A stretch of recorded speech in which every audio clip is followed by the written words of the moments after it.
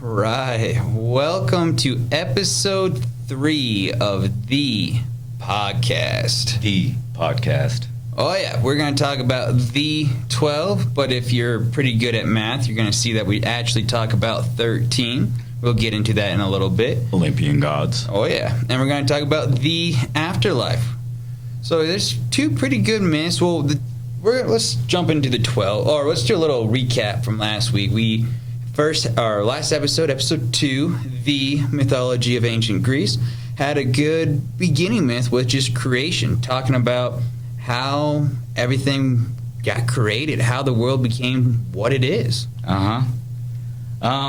Yeah, like I said last week, always fascinating, and I think that was the perfect way to kick off mythology, you know. Let's start with the creation, in the beginning. Yeah, in the beginning, there was nothing, void, and all of a sudden, Rhea, Gaia, Zeus started having a lot of chaos, and next thing you know, humans are on Earth.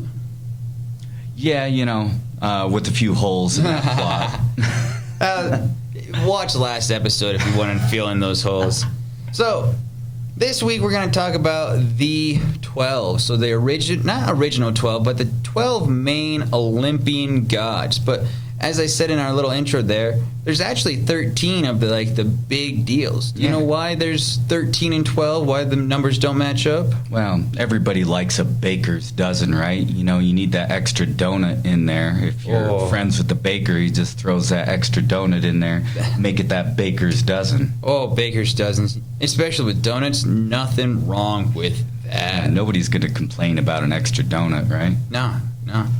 Not unless you're allergic to it, but then that's just, you got other problems on that front. You know, some people are watching their calories, cutting carbs, you know, whatever your reason are. I watch my calories. I watch them go through my mouth, into my stomach. Just have a good old time. All right, so let's get into the 12. I'm still trying to figure out how to sit in here, folks. I'm gonna get comfortable at some point. You can see I got my hat and sunglasses on, so I'm more comfortable, more me. But my chair, the microphone, we'll get it situated by probably episode 100 or something. He's young. He's still trying to get comfortable in his skin, trying to figure out how to sit. Who knows? All right, let's get into it. The 12 Olympian gods are who we reference when we say the 12. And we probably should start off with the first one, Zeus. He is the king of the gods, and I mean, basically, he's the father of a lot of them, too. If you read the mythology, he's got a lot of kids out there. A lot of kids. So he is like the leader. He is one of the more powerful. He's god of thunder. He is the great punisher. Do not cross him. He's kind of like that peacekeeper among gods. Though, as I read some myths, he's the one who kind of throws the stone to ruffle the waters, too. So peacekeeper, you know, he's cleaning up his own mess, it feels like. Well, you know, the more I get into Greek mythology, you see that the gods get bored from time to time, you know. So when there's peace in the world and all is well, maybe it's not all so well, because Zeus will get bored and he might want to throw that rock into the pond and just see what happens. I don't know. Well, that's what's funny. It's I read somewhere the gods were not supposed to interfere with human dealings. They're supposed to be, humans need to learn from their own mistakes and all that stuff. But yet when you read all the mythology, gods are the ones who's interfering the most and changing everything. So that's kind of funny, especially with Zeus being that peacekeeper. He's always putting his finger in the pie, or whatever that saying goes. Yeah, I'm not sure. I'm not so good with those sayings. All right, so his brother, Poseidon, he is the god of the sea, god of earthquakes, god of horses. If you've seen the movie Troy or read the book The Iliad, you can see why the Greeks built the Trojan horse to honor Poseidon for fair winds home. And not the god of seahorses, god of regular horses. Yeah, regular why, horses. But yeah. When you're divvying it out, just call whatever you want. When we get to Apollo, that's basically what he did. He's like, I'll take that. Yeah, I mean, he won the god power lottery, because it's God, he's the god of this, god of that, god of this, god of that, god of everything, pretty much. Oh, yeah. And so his symbol, Poseidon, we'll go back to Poseidon, is the trident. So that's like a fisher's spear. So kind of going along with the god of the sea thing. One of the things that I've noticed with a lot of them, and especially with Poseidon, very ill-tempered. Yeah. So, like Poseidon in particular. yeah. It feels like they're all ill-tempered. It's like calling the kettle black and stuff like that, or call a spade a spade. It's just, of course, they're ill-tempered. But with Poseidon, he's a little more angrier than the others, and others kind of felt he was a little arrogant. But when you control all the water, you got some power behind you. I mean, what does it cover? Like 70% of the earth or more? And then plus, those waters, those oceans, those seas, that's a lot of movement going on. And there can be some stormy waters. So you can see where some of those anger and frustration, those issues come from. Oh, yeah. And so the third brother of the main three is Hades. And this is why we have that baker's dozen, because he's not technically Olympian god. He actually lives in the underworld, and the Olympians are the ones who live on Mount Olympus. So he's my favorite of the three brothers. He's the eldest, which is kind of interesting that the eldest would be confined to the underworld, and the youngest would be, the god of all of them. Well, being the older between me and my brother, the youngest gets spoiled. So here, you can have it. Just take it all. Just the parents spoiled Zeus. He was the one who wasn't eating. He gets the sky. The older brother has to do all the heavy lifting. So that's just my theory on things. But he's the eldest son, like we said. He rarely leaves the underworld. He likes his peace and quiet down there, land of the dead. He is shown as stern, but he's not like a devilish creature. He's not evil, and he's not rude and cruel. He's like all the other gods. He's got his faults. But in a lot of Hollywood and a lot of stories, they make him the bad guy, which makes sense. God of death, you're not going to have a happy person with that. But he wasn't actually the bad guy in Greek mythology. Yeah, I kind of view him more as like a warden of a prison, You're in charge of a lot of bad guys, maybe in the underworld, but that doesn't necessarily make you a bad guy, being the prison warden. Yeah, no, I like that analogy. Nice. And so we're going on to another of the original six, Hera. So the youngest daughter of Cronus and Rhea. She is the wife of Zeus, considered like the queen of the gods, associated with like family, children, protector of women. And she gets cheated on a lot by Zeus, and she's a very vengeful god. That's another thing that the more myths I've read, the more of like, I want to be on Hera's good side. She's a very vengeful person. For good reason. Well, I mean, she's got good points. I'm not faulting her at all, but it's just one of those where I'm like, in life, make sure you're on Hera's side. Yes. Definitely do that. Demeter, she's another one of those Olympic gods, one of the original six. So one of the first six brothers and sisters. She's the goddess of harvest, agriculture. Makes sense, especially when you're thinking about back then. Agriculture is a very big deal. Like getting the crops in so we can eat is a big deal. So we got to have that god to pray to. And I definitely know, like with my uncles and my family, when it's time for harvest, we're getting a little more, come on, good luck needs to come our way, get a good yield and all that stuff going. Yeah, hopefully we get to talk about the myth that kind of spurred the beginning of the season. Yeah. So her daughter Persephone and all the underworld deals. Yeah, we'll get into that at another point. Athena. We'll go to Athena next. She is the goddess of wisdom and war. She won the naming contest for Athens, so that's why the capital of Greece is called Athens. It's because Athena won that. Patron goddess. She's a rumor had that a child may overthrow him, so Zeus swallowed Athena's mother. And so this is kind of the story of her birth. But the mother was already pregnant with Athena. And so Zeus started to have a lot of headaches because he swallowed... Splitting headaches. So let's say I'm Hephaestus and Zeus needs help with this headache. Do you need help with your headache? Oh, I always need help with a headache. So I get my hammer here, and this is kind of how the myth goes. Bonk. Yeah. What happens? Splits the head open, hammer, axe, just something sharp and blunt to like open it up. Next thing you know, out pops Athena, ready for battle. She's like full grown, fierce battle cry. And, if someone comes out fierce and ready, Zeus became really proud. So he's like, you know what, Athena? Welcome to the gods. Welcome to the team. Welcome to the family. So you got Athena, who's goddess of like wisdom and war. Then you've got like the god of war, Ares. So unlike Athena, his focus is like the destruction, the violence, the brutality of war. And so men and gods did not like him very much, just because he's kind of got that more brutish part to him. But Aphrodite did take fancy to him. Yeah, and when you're talking Greek mythology, you don't really hear a whole lot about Ares. You'd think you would, being the god of war. But yeah, he isn't talked about quite as much, and I wonder if that is because he is, maybe shunned by some of the other gods, as you alluded to. Yeah. He is the son of Zeus and Hera, so at least the king and queen did have a prince, so to speak. Mm-hmm. All right, god number 8, Dionysus. God of wine and the wine-making process. So definitely back then, wine was a little more popular than, or I guess probably still is pretty popular. I don't drink it, but He's from Iowa. nah, haven't acquired the taste for it. But Dionysus, god of wine, his mother was mortal, and so he was kind of like thrown out, especially with Hera's wrath coming. So son of Zeus, mother mortal. So Dionysus had to wander around the world for a while, and that's where he really got to experience the culture, experience how to make the wine, how to grow. And he is seen as an outsider by the other gods just because Hera's kind of saying, no, you're not allowed. Interesting.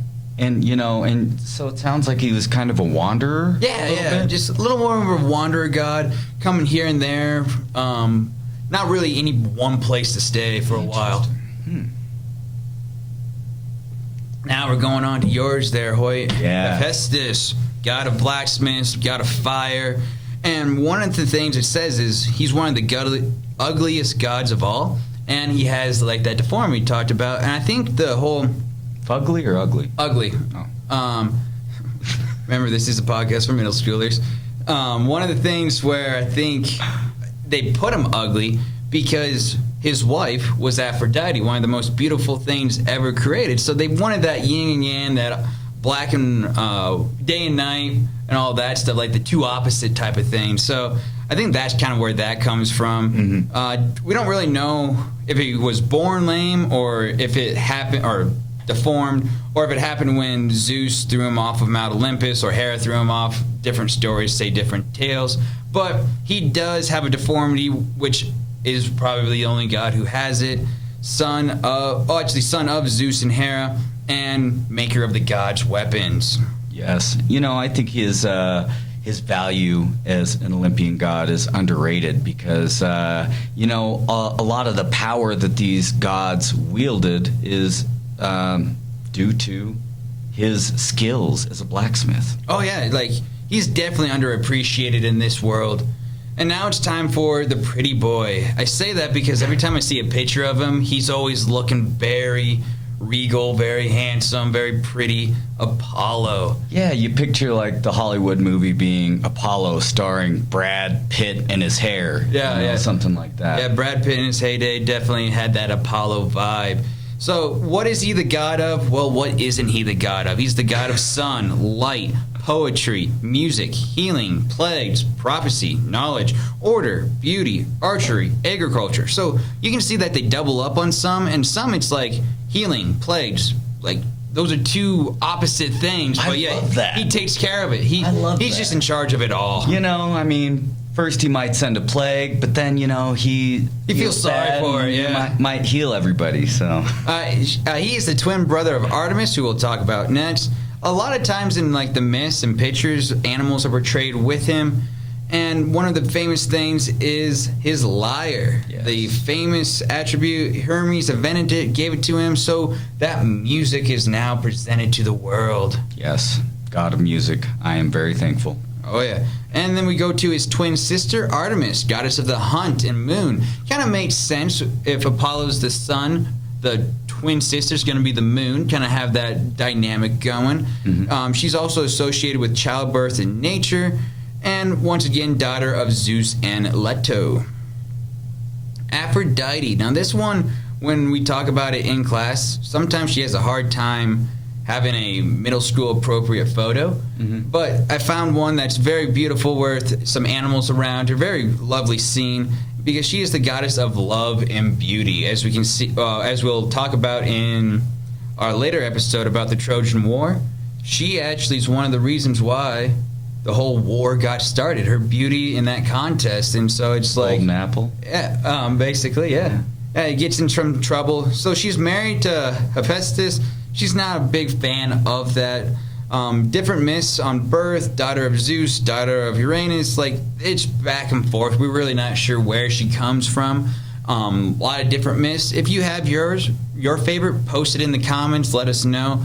But like I said, best part of mythology, a lot of different points of view. And, you know, since you mentioned that she's married to Hephaestus, I just want to mention that she might not have been completely faithful to Hephaestus. Do you know one of the gods that she liked to hang out with besides Hephaestus? That would have been pretty boy Apollo. Well, I was actually alluding to Ares. Ares. Oh, yes. Sorry. No, I had that mixed up. You're right. Ares. Ares. Yeah. Because, you know, you don't hear much about Ares, but that is one part that I hear about. Sorry, Ares. that was my mistake. I meant Ares, but I said Apollo. Ares. Yep, there's a lot of myths with that. Gods and mortals couldn't help but love her because she was so beautiful. And so basically, she was what beauty should be in the eyes of the Greeks.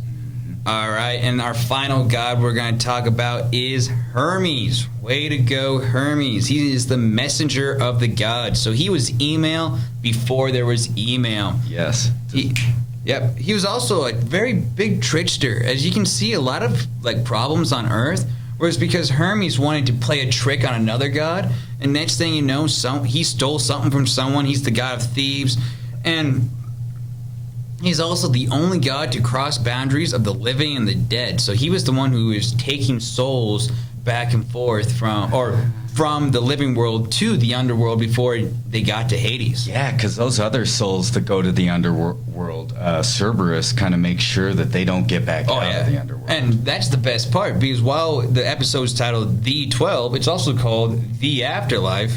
And so let's get on in there. Yeah. So, Hoit, you're really up there in age, so you've probably thought about it once or twice.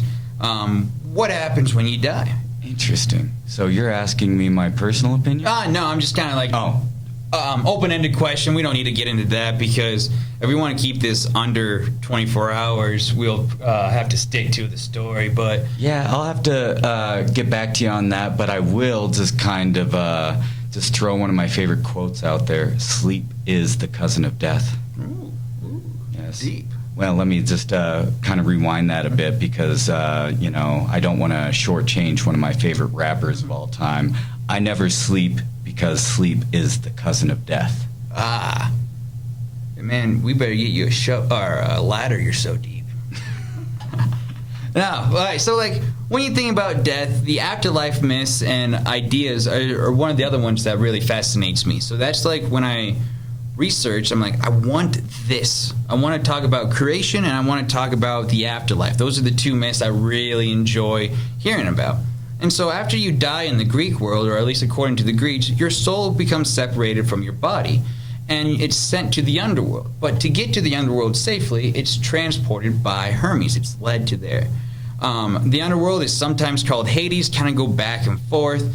And the god is invisible to humans, so he's only for the dead. So that kind of goes back to his whole evil vibe that was given to him earlier. And does it have anything to do with his weapon made by the Cyclops? Yeah, the invisibility. So with the whole, he can turn invisible to humans so that you can't see death coming. Huh. Right? If you think about it, sometimes we know when we die, but that's usually from circumstances, and so it just happens. And because Hades is invisible, we're just going to find out sometime.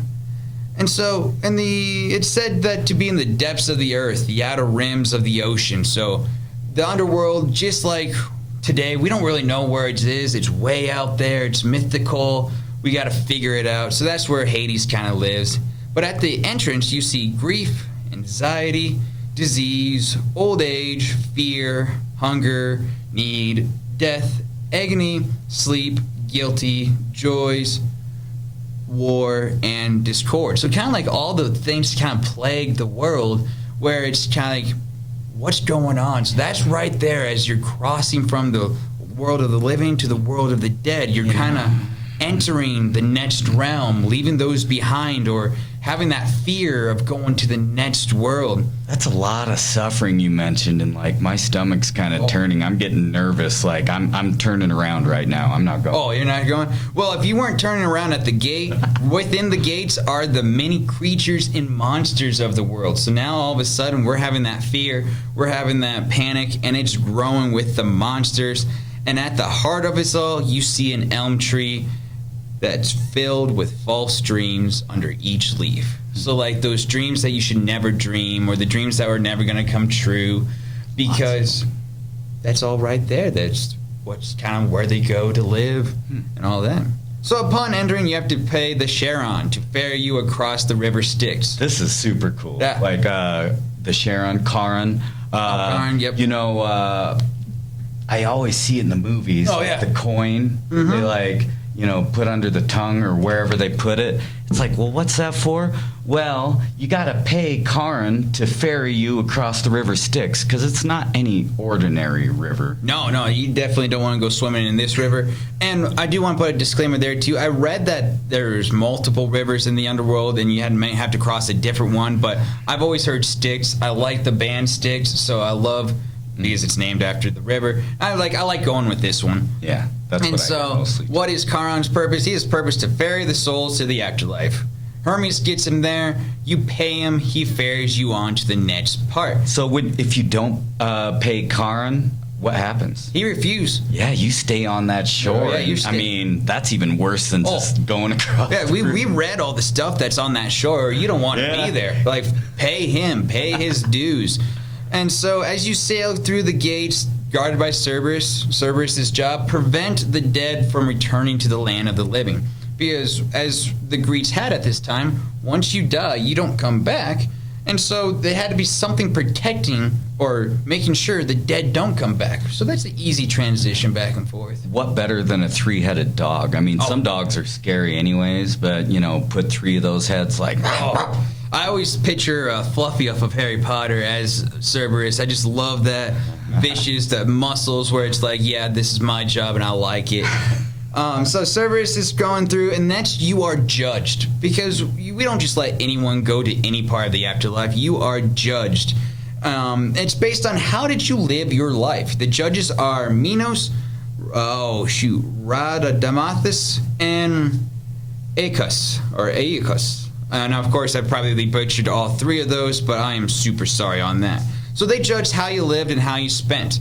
Now, well, you said you always heard of like 3 different places you might go, like good place, bad place, middle place. Yeah, you know, the ones that stuck out to me were Tartarus. You know, you hear about Tartarus several times, or all sorts of times throughout Greek mythology, and it sounds like the place you don't want to go. Oh, yeah. The worst criminals. And all that. It's... Oof. And then, like, the Elysian Fields, I won't get too much into it, but that sounded like a much nicer place. But Langel, you know, is going to tell me about some more of these places, because it's fascinating to me. Like, how do I get into these different places in the afterlife? So, place 1, we'll go with Tartarus, because there's a lot of bad things that go on in the world, and especially back in ancient Greece as well. So Tartarus, that is where the Kronos is made king there. So it's darker than the darkest night, well into the depths of the underworld. If you're here, you're really being punished for your deeds on Earth. So that's where like the worst of the worst go. So that's where the Titans were Titans and all that stuff. So if you're in Tartarus, you know you did something wrong. The next place is the Mourning Fields.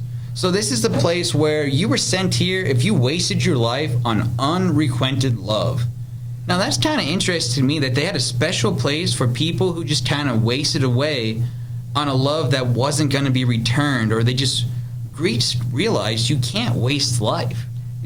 Especially back then, life expectancy wasn't as long as now.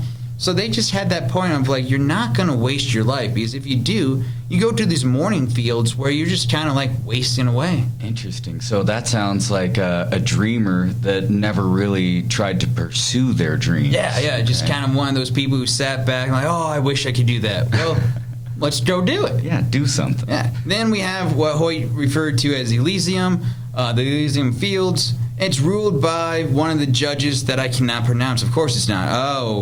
Rhadamanthus. this is the afterlife was easy.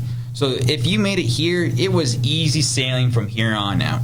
No labors for your sins, no punishments for your deeds. You were one of the good ones. Most accepted into this place were the heroes and the demigods. So according to legend, Achilles, even though he did a lot of murder and fighting, is here because he was that war hero, that demigod who was able to lead the Greeks to battle and win and made a big impact on that Trojan War. So Achilles is considered to be in this place. Interesting. So, it seems like they were judged before going into the underworld, but, it seems like somebody was really weighing good deeds versus bad deeds. I mean, I guess we're all responsible for some bad deeds. Yeah. Do your good deeds outweigh your bad deeds? Yeah, basically that's here. And one of the things that I found really interesting about the Elysium is that you get a choice upon entering.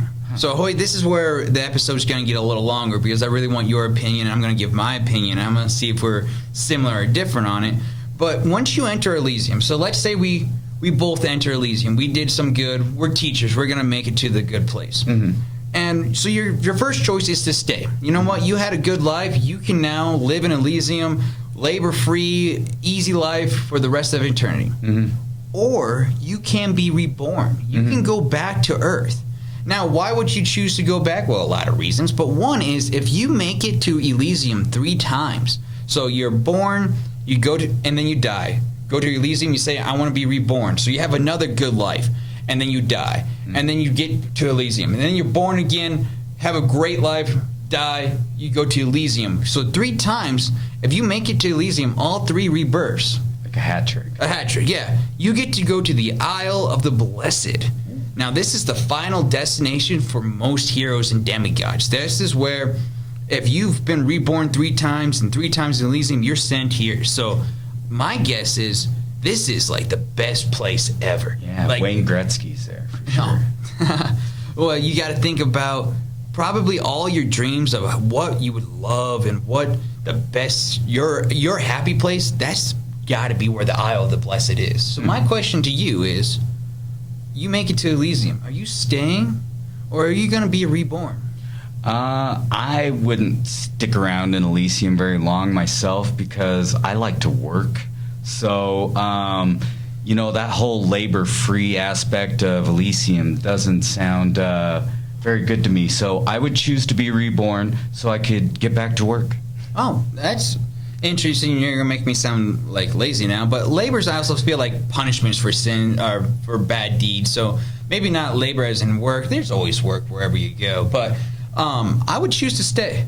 Interesting. I made it to the good place. I did my job on Earth.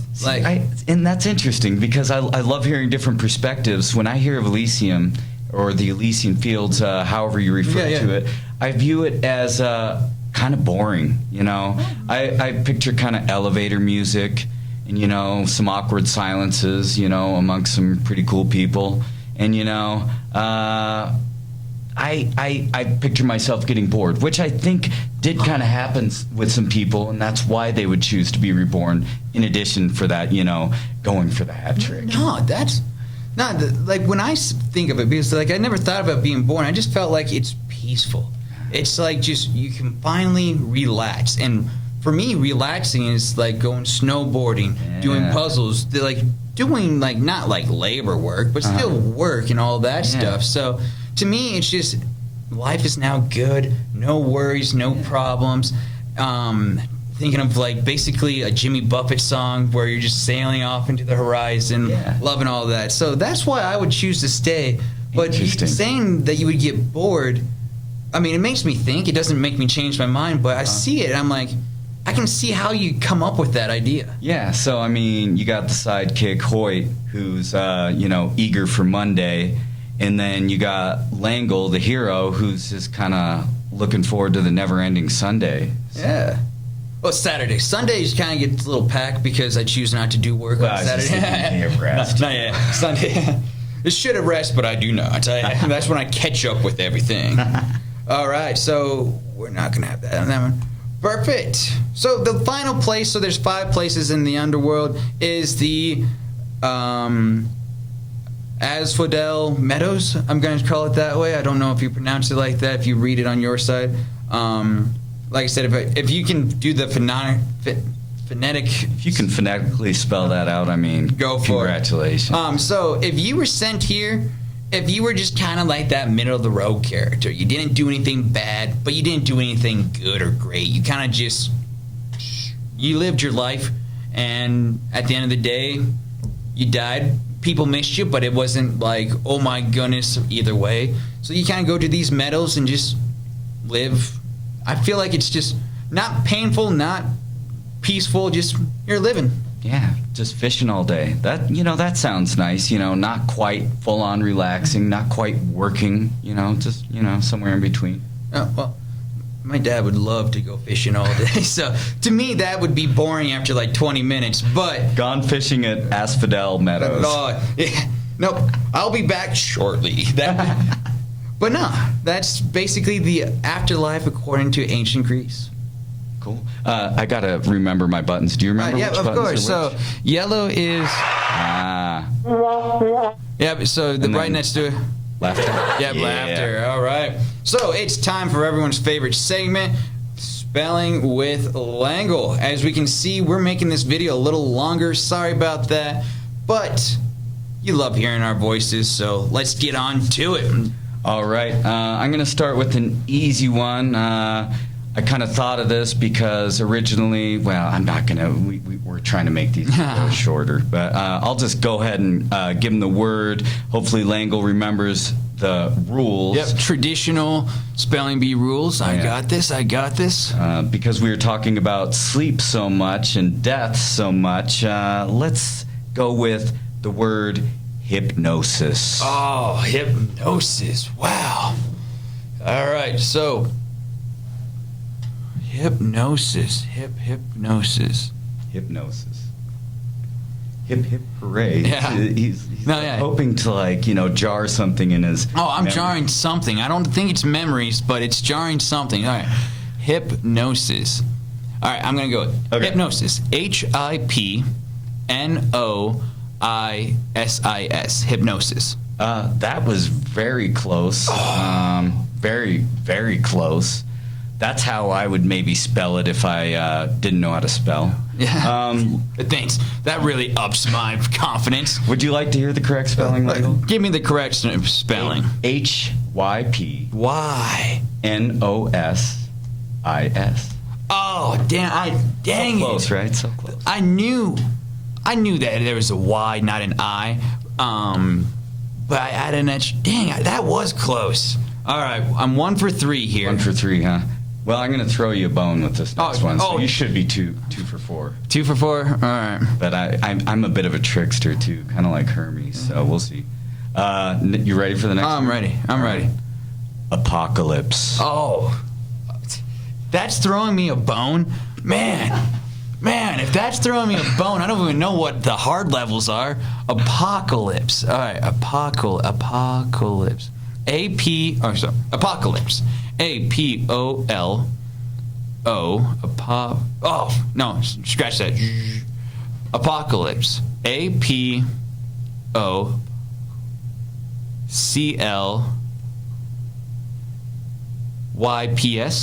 So close. You were only missing. Yes. You were only missing 2 letters. And, wow, I am impressed.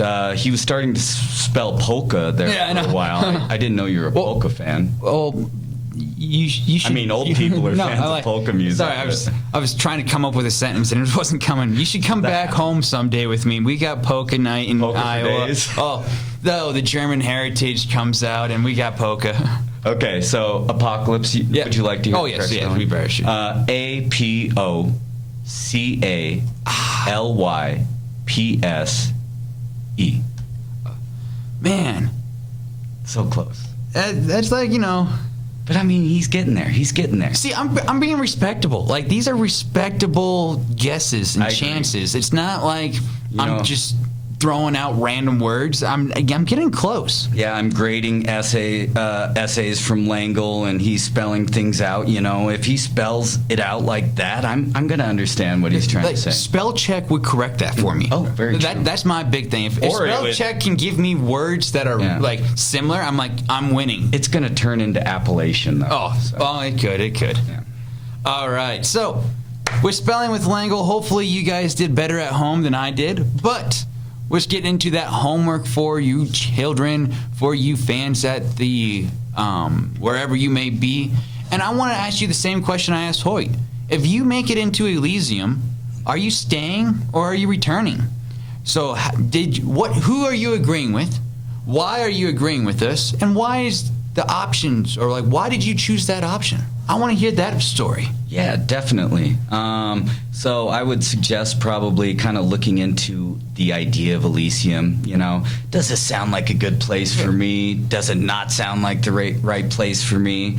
And I'd be interested to hear what you have to say on that too. You know, are you going to get bored quickly? Are you just going to be like, yeah, this is the life? Yeah, it's like, is this a boring place, or is it some place like I think where it's just like, you're at peace, you're loving it, nothing can make you, like, nothing upsets you, it's all good.